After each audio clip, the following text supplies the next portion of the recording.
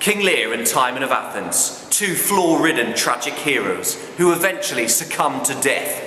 My previous video, filmed on the glorious island of Alderney, explored what caused their downfalls. We looked at the pairs' lack of insight, their refusal to listen and react to truth, their expectations of loyalty which are not fulfilled, their fatal tendency to unleash hot-headed feelings at inopportune moments, the fact they are both unfortunate enough to be surrounded by particularly hard-nosed people. But how do these men respond to their downfalls? Well, stay tuned. Let's compare King Lear and Timon of Athens' responses to their respective downfalls. This is Schofield on Shakespeare.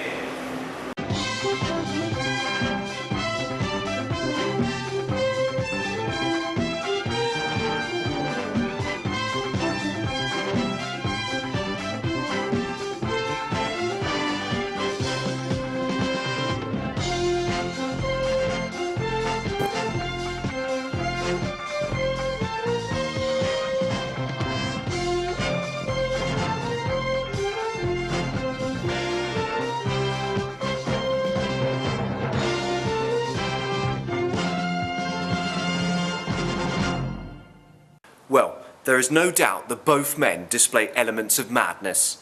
Lear's madness manifests itself on the heath and in a hovel, where his crazed, obsessed mind conjures up a mock trial of Goneril and Regan. Sitting close by his fool, Kent disguised as a serving man, and Edgar disguised as a mad beggar, Lear cries out, here played by Michael Hordern in the BBC's 1982 version of the play. Arraign her first! 'Tis Goneril. I here take my oath before this honourable assembly she kicked the poor king her father. To arraign is to formally accuse someone in a law court of a particular crime.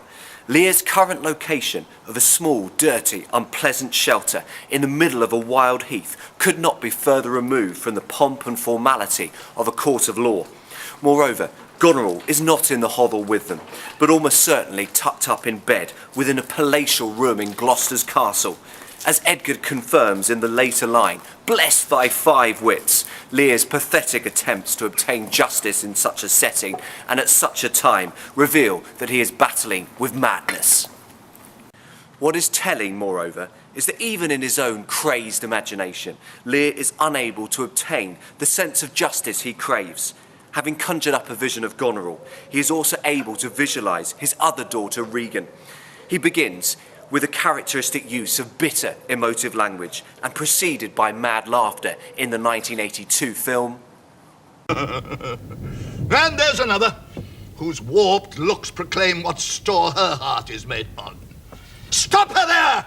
Arms! Arms! Sword! Fire! Corruption in the place! False justice, why didst thou let her escape? So even when his imagination appears to have usurped depressing, degrading reality, Lear is unable to achieve a positive outcome. Regan's spectre escapes, and characteristically dramatic and impotent shouts about arms, swords, and fire are insufficient to get her back. Even in his distortion of reality, Lear is unable to escape the hell of his burning idée fixe that he has been horribly abused and mistreated by his eldest daughters without deserving it or being able to do anything about it. Whereas Lear's madness makes him the object of great pity amongst those with him through his wretched, quickly aborted mock trial of Goneril and Regan, Timon's madness is shown during his speeches in the woods, in which his rage spirals out of control to conceive a hatred and desire for destruction of every aspect of humanity. In Act 4, Scene 3, he rages, played by Jonathan Pryce in the BBC's 1981 version of the play. Therefore, be abhorred all feasts, societies, throngs of men, his semblable, yea, himself, Timon disdains.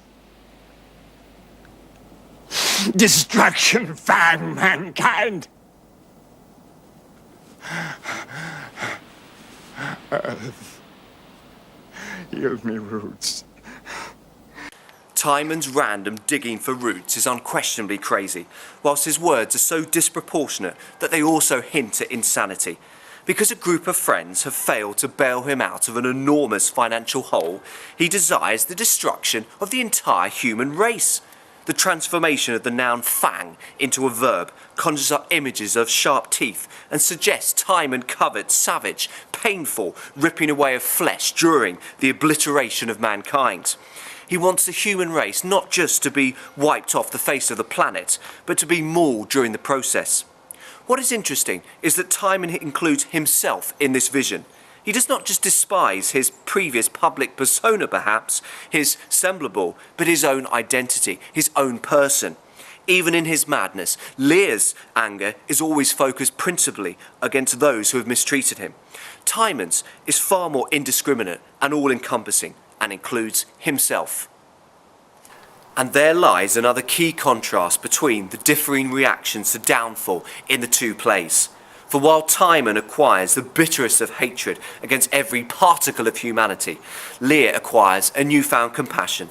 Outside the hovel, with the storms raging above his elderly head, he reflects on the plight of the homeless. Let's switch to an earlier film version of the play and see Lear played by Paul Scofield in Peter Brooks's 1971 production.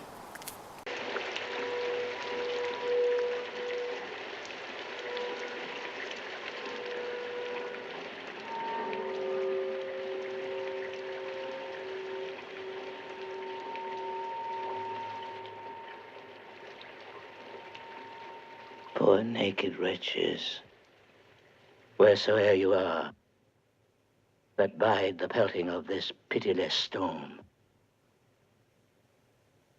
How shall your houseless heads and unfed sides, your looped and windowed raggedness, defend you from seasons such as these? Oh, I have ta'en too little care of this. Lear's use of emotive adjectives such as poor naked and looped and windowed to describe the insufficiency of their clothing, i.e. it is full of tears and holes, show how his own suffering has resulted in him developing empathy for those who are at the bottom of society's hierarchy. In some of Shakespeare's finest ever lines, Lear's iambic pentameter intensifies the pathos of this moment. The beautiful structured formality, combined with the emotional power of alliterative phrases such as pelting of this pitiless and houseless heads, contrasts sharply with the king's current, unloved, dramatically chaotic state, and makes us sympathise with him even more now that he has revealed his own humanity. Earlier in the play, he was pride, bluster, rhetoric and rage personified. This softer, more caring side broadens Lear into a more three-dimensional man whom the modern audience can more easily warm to, rather than just pity. Timon is a tragic hero, much harder to warm to. Even when he does finally accept that his steward has been loyal and good towards him, he can still only utter the frighteningly malignant instructions to his bewildered and desperate to serve servants. Hate all. Curse all. Show charity to none, but let the famished flesh slide from the bone and thou relieve the beggar. Give to dogs what thou deniest to men. Let the prisons swallow him up. Debts wither him to nothing. Be men like blasted woods, and diseases lick their false bloods. The opening imperatives pant his relentless desire for the world to become a place of unremitting hatred. His nihilistic vision has no place for love, compassion, or goodness whatsoever. Whereas Lear talks touchingly about beggars when alive and their looped and windowed raggedness, Timon prefers to describe their willfully starved to death bodies, their corpses which have begun to decompose. Lear uses alliteration to create pity for poverty in phrases such as houseless heads, but here Timon's alliteration is far more forceful, and the phrase famished flesh gives the speaker greater scope for spitting with scorn, for ramming home the graphic image of dead human flesh coming away from the skeleton, lamb shank style. Holding such warped desires, it is unsurprising that Timon possesses an utter determination to be left alone to hate. Apomantus, like his steward, is another man who didn't flatter him in his prosperous days, who was brave enough to utter the truth about his foolish extravagance. Yet he receives the same appalling abuse as the rest of mankind, and in Act 4, Scene 3 is told, Away thou issue of a mangy dog! Call it as kill me that thou'rt still alive. I swoon to see thee. Saying that Apomantus as the offspring was born of a diseased dog is another terrible insult, whilst positioning the abstract noun choler or anger at the beginning and the subject of the subsequent sentence emphasises his utter desperation to get rid of the man who is supposedly arousing such feelings within him. He claims he is literally fainting. Swooned is an alternative form of swoon, because Apomantus continues to remain in his presence. Sure enough, Apomantus eventually takes the hint and leaves Timon to his inexhaustible animosity and boundless rage. But Lear is different. When reunited with Cordelia, he shows the desire to love and be loved by her, so much so that the former king believes they could be happy together in prison. At the beginning of the heartbreaking final scene of the play, he responds to Cordelia's defiant suggestion that they should attempt some kind of confrontation of Goneril and Regan with the astonishingly placid and conciliatory, No, no, no, no. Come, let's away to prison. We two alone will sing like birds i' the cage. When thou dost ask me blessing, I'll kneel down and ask of thee forgiveness. And so we'll live and pray and sing and tell old tales and laugh at gilded butterflies and hear poor rogues talk of court news. This is an astounding transformation of the proud, bigoted, despotic king of the first scene of the play. Lear has developed humility, a taste for the simple joys of love and companionship, an appreciation of the human delights of gossip. The simplicity of his verbs, ask, kneel, pray, sing, tell, is deeply touching and shows that Lear has accepted his downfall and feels he can potentially extract great happiness from a humble life in prison as long as he has his youngest daughter by his side. And it is this acceptance of his downfall, this emergence of contented humility, which makes the ending to King Lear so tear-jerkingly tragic. For Edmund has Cordelia hung, and in doing so, wrenches away from Lear any remaining will to live and endure. Reflecting on Cordelia's dead body, Schofield's Lear cuts an isolated, haunted, wrecked figure with all remaining feelings sucked out of him. He utters, No. No, no life.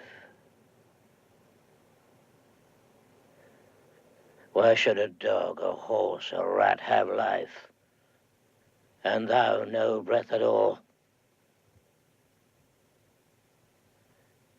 Thou'lt come no more. Never, never.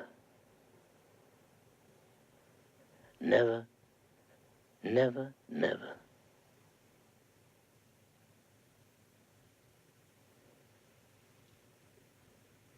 Oh, do you see this?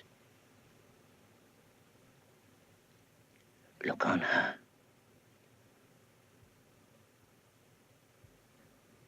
Look, her lips.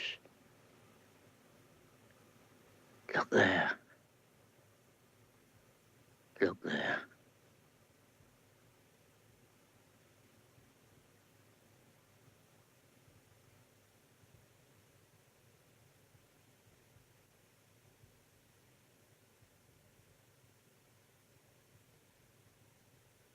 before dying of a broken, torn-apart heart.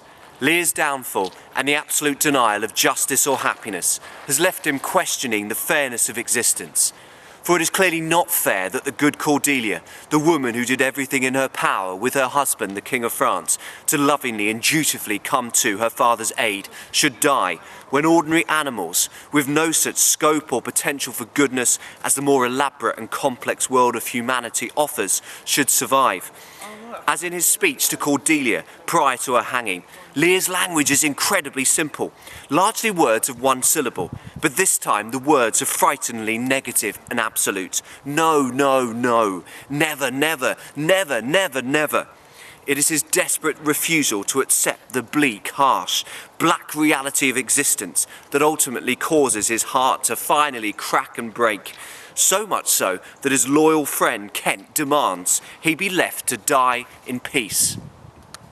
Lear dies on stage, and in doing so will not leave a dry eye either on stage or in the entire theatre. Timon dies offstage, presumably torn internally apart by hatred and some hunger too. He leaves an epitaph which is read out by Alcibiades in Act 5, Scene 4. Here lies a wretched corse, a wretched soul bereft. Seek not my name. A plague consume you wicked caitives left. Here lie I, Timon, who alive all living men did hate. Pass by and curse thy fill, but pass, and stay not here thy gate.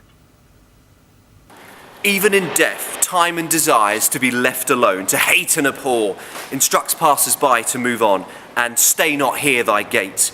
His response to his downfall does not change one jot, remains chillingly absolute throughout the later scenes of the play, just to hate, hate, hate, hate, and hate every aspect of the human race. There is no question that King Lear and Timon of Athens react very differently to their downfalls. Both display elements of madness, yes, but whereas Lear is able to muster up some latent humanity, Timon metamorphizes into the abstract concept of hatred itself. Whereas Lear shows he has learnt what love really is by the end of the play, Timon remains brutally opposed to any concept of compassion, love, or empathy whatsoever. And so when both men die, it is for Lear that we willingly shed tears, not Timon. For this is a human being, for all his many obvious faults of pride, initially out of control ego, and despotism that we can relate to. This has been a Schofield on Shakespeare production, exploring the responses of King Lear and Timon of Athens to their respective downfalls. Thanks for watching.